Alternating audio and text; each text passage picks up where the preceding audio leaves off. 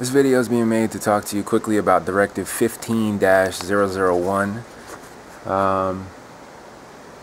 It's a Los Angeles City animal control directive put into place by Brenda Barnett, the general manager, at the end of February of this year. There's lots of things problematic with this document. This directive states that any dog involved in an incident, no matter how it's involved, is to be impounded.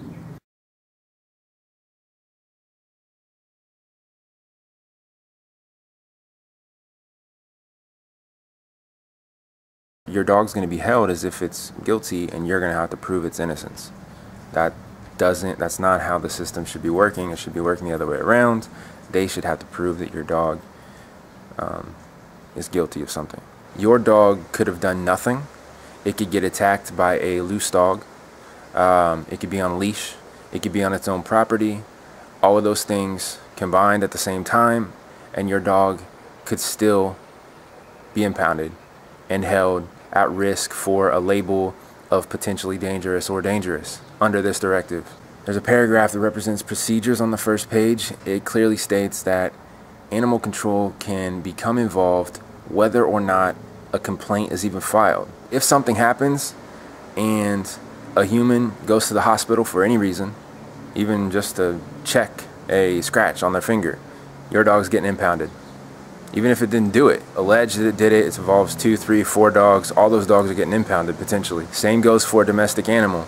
If a domestic animal is injured or killed, cat, horse, chicken, has to go to the vet for any reason, your dog is getting impounded, even if your dog didn't do it. If it was 2, 3 dogs, all the dogs are getting impounded potentially. 2D says that if the animal control officer decides that it's in the best interest of the dog, that dog's getting impounded. What does that mean? Not quite sure. Along the same lines, but way more brazen in scope, is number 4. The animal is to be impounded immediately and without delay when the animal control officer and/or supervisor deems the animal should be impounded for any other reason.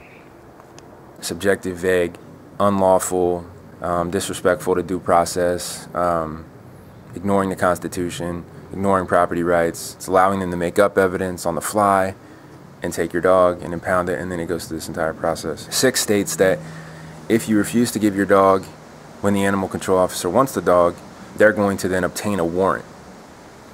How animal control gets a warrant, a search warrant, I don't know. What the warrant's going to be based on from an evidence point of view, no idea. Most people, if something were to happen, it's going to be minor.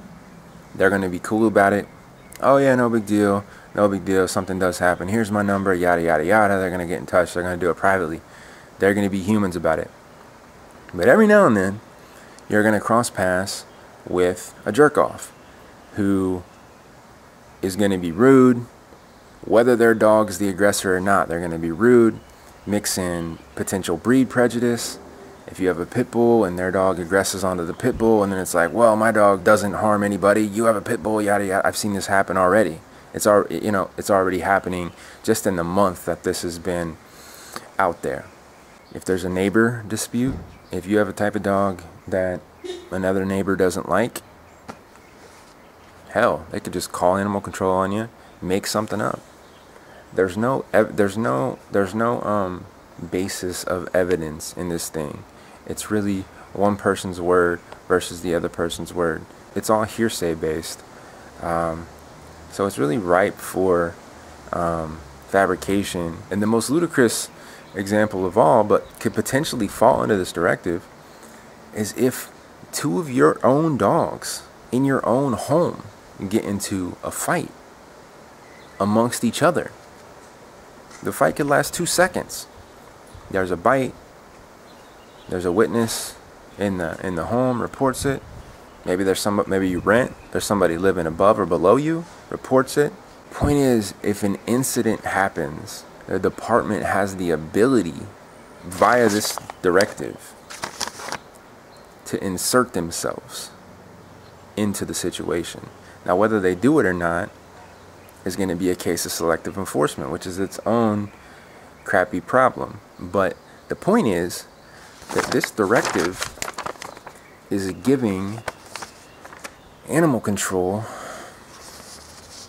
the assumed right to insert themselves into your private life. And again, I don't want this to be a fear-mongering thing, because most incidents, they're not ever going to be involved, because they're never going to know, because people are cool and people take care of it privately.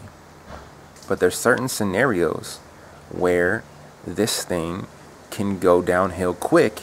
Read the document, think to yourself, wow, what does that mean? How can that be applied in this scenario, in that scenario? Game plan it out in your own head with your own dog, because this could potentially happen. Dog parks, hike trails, neighborhood walks, there's loose dogs. There's loose dogs. And if you come across a jerk who's not going to be a human being about things, who is going to attempt to cover for their loose dog after the fact, who may have a breed prejudice, they could just make something up. This is why this directive sucks and is a huge problem and needs to go. Because we shouldn't have to deal, we meaning residents of Los Angeles, anybody with a dog, we shouldn't have to deal with the potential, no matter how remote it is, the potential of this document unjustly impounding our dogs.